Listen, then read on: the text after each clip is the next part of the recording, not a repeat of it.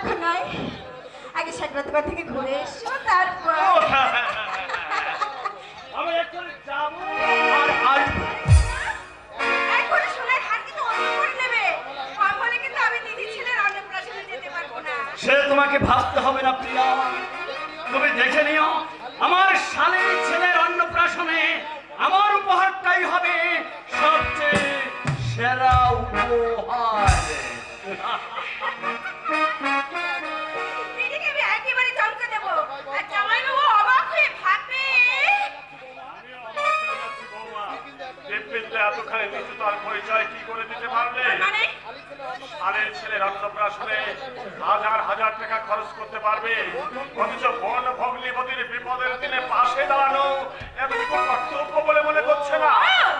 আজকে তাহলে আমাদের স্বামী স্ত্রীর কথা আরই কথা শোনা হচ্ছে, কেমন? না না বৌমা না, আরে আমি বাতিলি বৌমা, এই দিক দিয়ে যাচ্ছিলাম, হঠাৎ কথাগুলো আমার কানে এলো, তাই আমি ভাবছি বৌমা শিক্ষার মান আজ কত নিচে নেমে গেছে।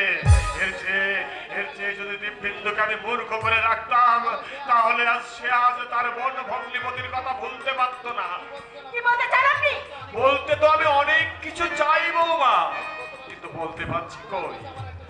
তোমার কাছে আমার একটা ছোট্ট অনুরোধ বৌমা, সংসারের এক অক্ষম বাবা করো জোরে তোমার কাছে মিনতি করছে মা, এই সংসারের শান্তিটুকু তুমি বজায় রেখো মা। শ্বশুর শাশুড়ি দেওর ননদ সবাইকে নিয়ে সংসারে যে অনাবিল আনন্দ, সেই আনন্দ তুমি আর কোনো কিছুর মধ্যে পাবে না মা। সেই একই কথা, কি বলতে চাইছেন আপনি? আপনার যত বড় মুখ নাই তত বড় কথা, আমি এই সংসারে শান্তি নষ্ট করছি।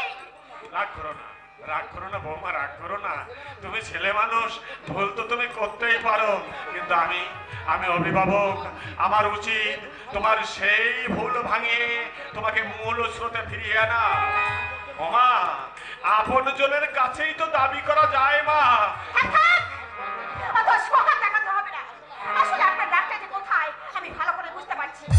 আমার দিদি ছেলের অন্নপ্রাশনে সোনার হাত দিচ্ছি, এটা আপনি কিছুতেই সহ্য করতে পারছেন না। না বৌমা না, তুমি আমাকে যতটা নিচ মনে করছো ততখানি নিচ আমি নই মা।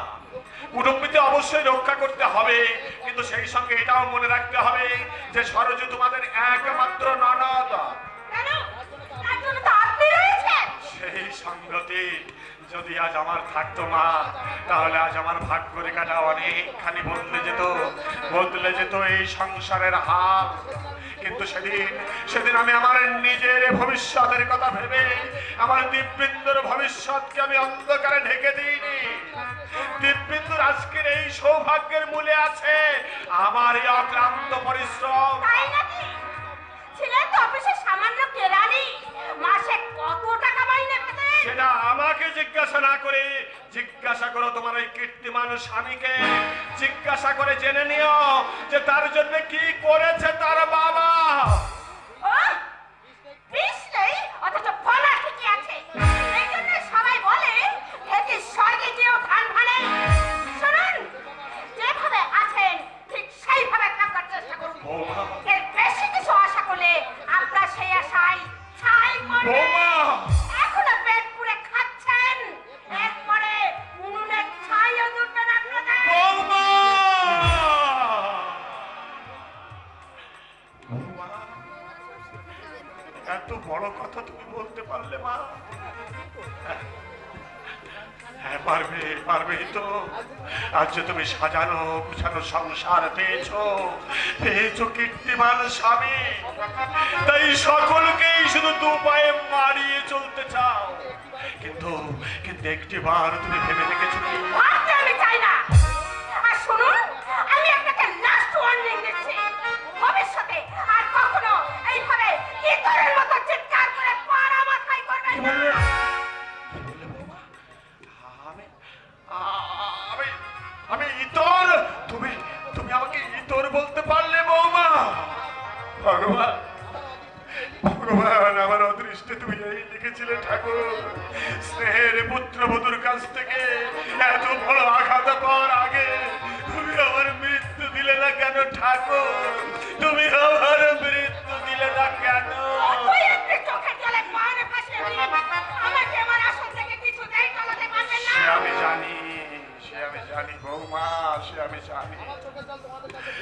এই চোখের জল আজ তোমার কাছে ভোরের শিশির বিন্দু, আমার বুক ফাটা হাহাকার তোমার হাসির খোয়ারা। তবু এই বুকের ব্যথাটাকে হালকা করতে না কেঁদে আমি যে পারছি না মা, পারছি না শত চেষ্টা করেও আমার এই অবুঝ মনটাকে একটু শান্ত করতে। রাবিশ! একদিন আমার একদম সহ্য হয় না। বৌমা, বৌমা, তোমার কাছে এই বৃদ্ধের সকতুর আবেদন বৌমা, তোমার পা থেকে ওই জুতো দুটো খুলে আমার এই কপালটায় মারো মা। হ্যাঁ হ্যাঁ মারো, এমন ভাবে মারো যে এই কপালটা ফেটে চৌচির হয়ে যায়। আমি দেখতে চাই, আমি দেখতে চাই আমার কপালে আর কত দুঃখ লিখেছে ওই ভগবান।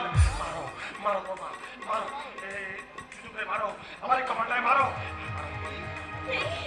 আমাকে ভয় দেখানো হচ্ছে, আমাকে ভয় দেখানো হচ্ছে।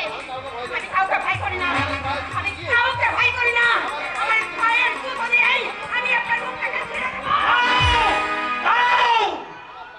তোমার পায়ে জুতোটা কতখানি মজবুত সেটা পরীক্ষা করে দেখতে তোমার নিজের কাল থেকে বেঁচে নাও। নামাও, নামাও বলছি হাত। মহিলে আমার মাথায় রক্ত উঠে গেলে আমার এই কালো কুচ্ছিত হাতটা আমি তুলতে ভেঙে দেবো। আমার গায়ে তুমি হাত তুলতে দাও। এখন যে তুলিনি ওটাই তোমার পরম সৌভাগ্য। সম্মানে তুমি বড় বলেই আজ তুমি রেহাই পেয়ে গেলে, নইলে আমার হাত থেকে আজ তোমাকে কেউ রক্ষা করতে পারতো না। আমাকে তুমি স্বার্থপরতা, স্বার্থপরতা যে মানুষ খালি কতখানি নিচে নামাতে পারে তা জ্বলন্ত প্রমাণ তুমি।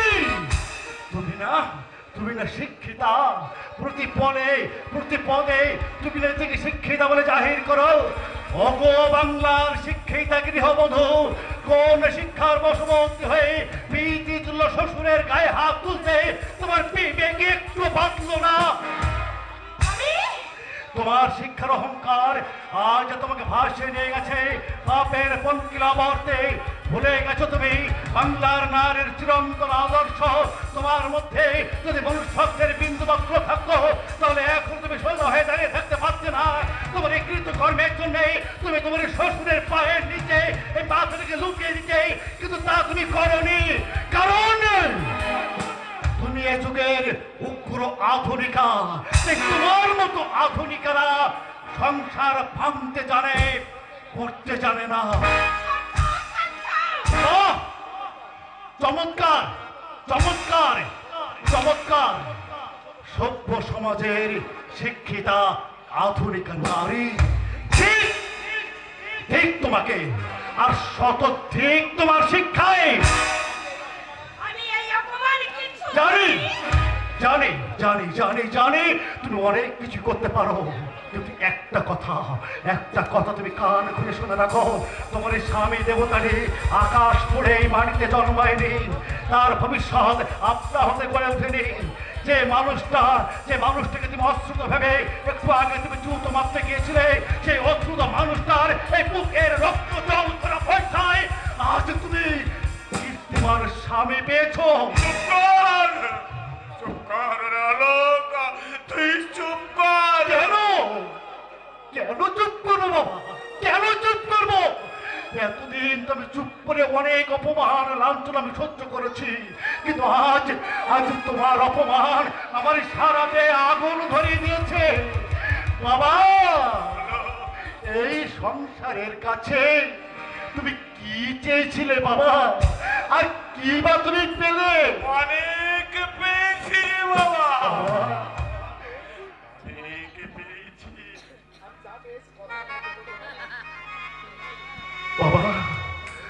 দুঃখ করছিস কেন রে বাবা, দুঃখ করছিস কেন? আমি যা পেয়েছি বাবা,